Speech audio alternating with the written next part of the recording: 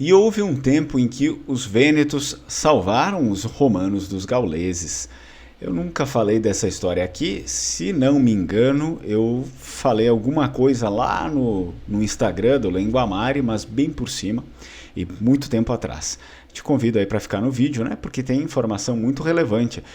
Quem nos conta a respeito disso é um autor que, óbvio, ele já morreu, né? O Theodor Mommsen. Ele viveu entre 1817 a 1903 e, inclusive, foi vencedor do Prêmio Nobel, ou Nobel, como vocês quiserem. O maior historiador, foi reconhecido, né, como o maior historiador sobre a Roma Antiga, como todo bom alemão, explorou detalhadamente a Itália, interpretando todo o material arqueológico encontrado, seja ele visivelmente relevante ou não. Ou seja, ele não estudava incansavelmente, como muitos fazem, apenas os monumentos grandes, né? Aquelas coisas que, obviamente, pelo momento, pela estrutura do negócio, era muito relevante, tem muita coisa, mas ele também estudava os pequenos objetos, porque falavam muito, segundo ele. Se você quiser saber mais sobre isso, sobre como, né, os vênetos salvam ali um determinado período os romanos dos gauleses, eu te convido para ficar no vídeo até o final. Sou o Fernando Menegatti, esse aqui é o Lenguamare. Você deve se inscrever no canal, né, se você se interessa por esse tipo de assunto, e, óbvio, curte o vídeo. Não esquece de deixar seu comentário, pode deixar aí um emoji. O interessante é que você sempre comente algo nos vídeos, né? Eu sei que a maior parte das pessoas, às vezes, nem sempre tem algo para comentar, mas pode deixar um emoji, um leão, né? O leão, o símbolo do Vêneto é o leão, pode deixar um leão ali, ou o cavalo. Quando a gente já vai lá para os Vênetos antigos, tinha o cavalo, mas também o leão era um animal, né, totêmico deles. Então, vamos lá. Olha só, o Theodor aqui, o nosso autor, conhecia os vênetos apenas dos textos dos historiadores clássicos, tá, pessoal? Mas parecia evidente a sua admiração por esse povo. Talvez ele também os confundia com uma estirpe germânica. Naquele período tinha meio que um viés ali, né, de germanismo, digamos. Ou seja, ele parecia acreditar que tivessem raiz germânica. Então o Theodor Mommsen era alemão e existia um movimento pan-germânico, de se entender que ele também acreditasse ali que os vênetos tivessem uma raiz germânica. Ah, mas Fernando, você acha que não? Eu não acho nada, né? Porque, de fato, ninguém sabe nada. Tá? É um povo muito antigo, como, por exemplo, os ilírios, né? São povos muito antigos, lá da Idade do Bronze, que tem muito pouco registro escrito desses povos, né? Aquilo que tem ainda não é o suficiente, né, para a gente saber dessas coisas, então eu não posso mencionar, não posso nem falar que ele está errado, né? Eu posso pensar, né? Eu posso me contrapor no meu pensamento ou favorecê-lo no meu pensamento, mas eu não sei, tá? Em sua obra A História de Roma, Mommsen conclui a narração da conquista da cidade romana por parte dos celtas, comandados por Breno. Tá? O líder ali, ele se chamava Breno. Assim ele escreveu, o Mommsen, né? O nosso autor alemão. Os celtas resistiram por 7 meses, mas em certo momento tiveram notícia da invasão dos vênetos nas terras que haviam já conquistado. Olha só, nesse tempo em Roma, resistiram só um punhado de desesperados, como coloca aqui o nosso autor.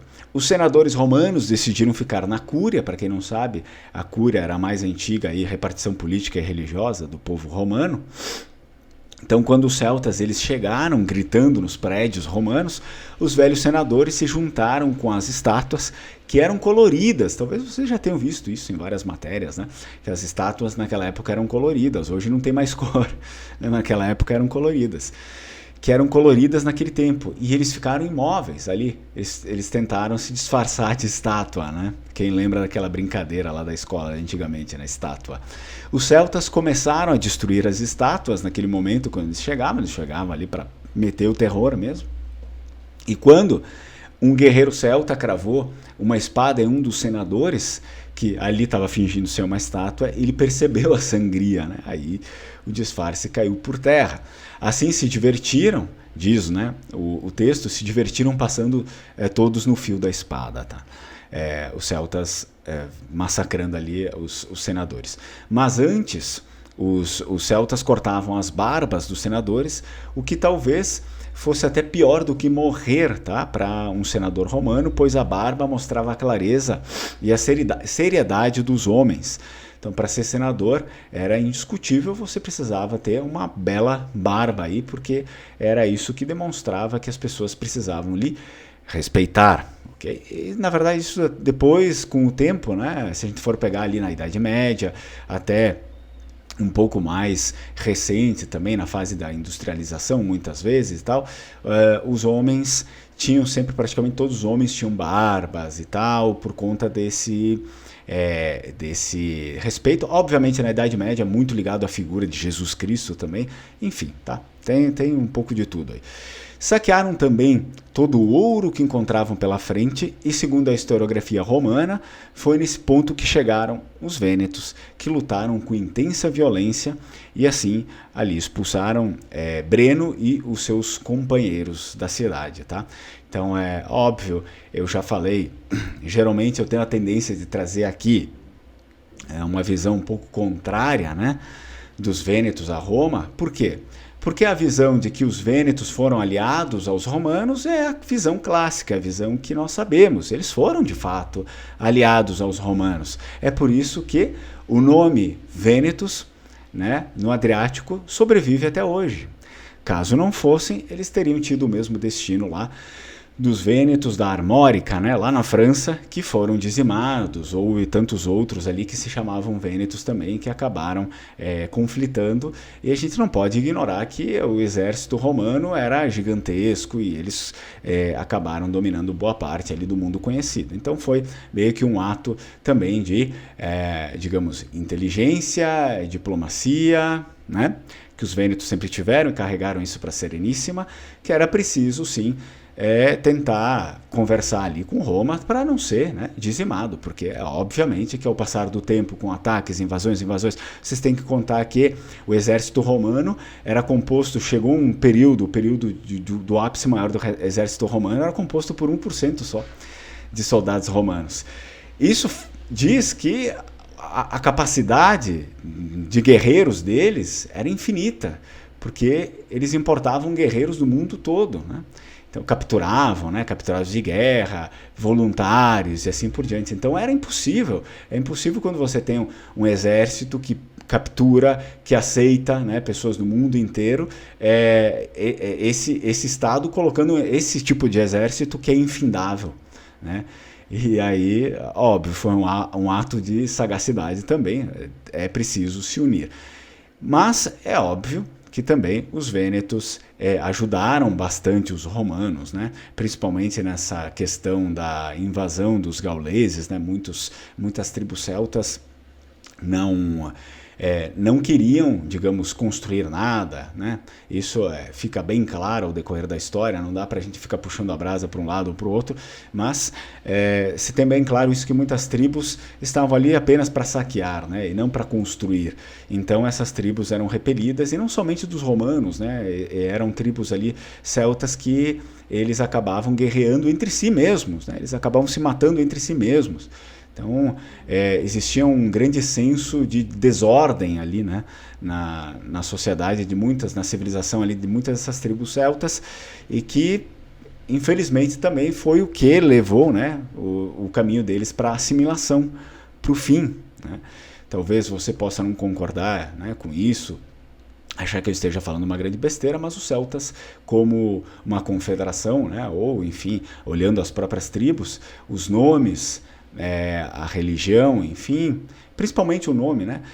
Praticamente foi tudo assimilado. Os outros povos ali, né, assimilaram as tribos celtas e, sim, nos restou, obviamente, nos restou. Eu sou contrário aos historiadores que ficam falando que dos celtas não nos restou nada, porque eles eram jumentos, praticamente, eles falam. Eu sou contrário a isso.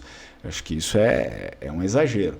Muita coisa do celta, sim, restou na sociedade ocidental como um todo, né?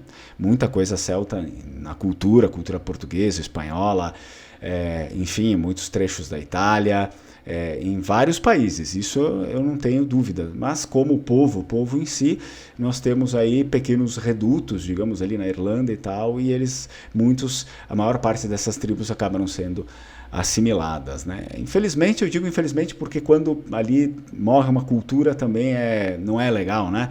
Mas enfim, é a história, não dá para ser de outro jeito e, né, como eu falei para vocês, muitas dessas tribos às vezes não pensaram com tanta estratégia militar, né? Apenas com ataque, e vocês sabem que no meio militar é preciso ter um pouco de estratégia e diplomacia também, enfim, né? A gente já se alongou um pouquinho demais, espero que você tenha gostado desse vídeo. Se gostou, deixa a sua curtida. Não esquece de deixar o seu comentário, pode colocar um leãozinho se não quiser escrever, tá? E, óbvio, não esquece de se inscrever no canal. Vi ringrazio mucho, ciao ciao.